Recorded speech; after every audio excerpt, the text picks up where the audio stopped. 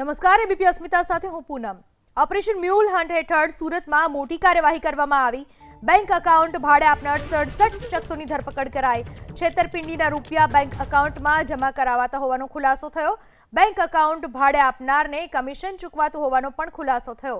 એક સાથે 67 આરોપીને ઝડપીને સુરત ક્રાઇમ બ્રાન્ચે કાર્યવાહી કરી છે।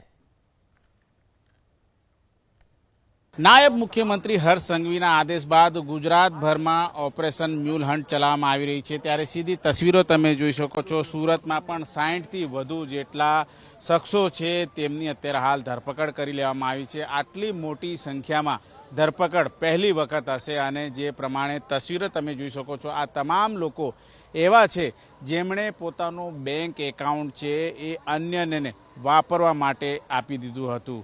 आर्थिक उपार्जन એટલે કે આર્થિક લાભને લઈને પોતાનું બેંક એકાઉન્ટ છે એ આ સાયબર માફિયાઓને આપી દેતા હોય છે અને ત્યારબાદ એ બેંક એકાઉન્ટમાં રૂપિયાની લેવડ દેવડ થતી હોય છે। ત્યારે આ એવા શખ્સો છે જે લાખો કરોડો રૂપિયાની છેતરપિંડી કરનારા છે। એમને મદદગારીમાં તમામ શખ્સો છે એ ભૂમિકા ભજવતા હોય છે।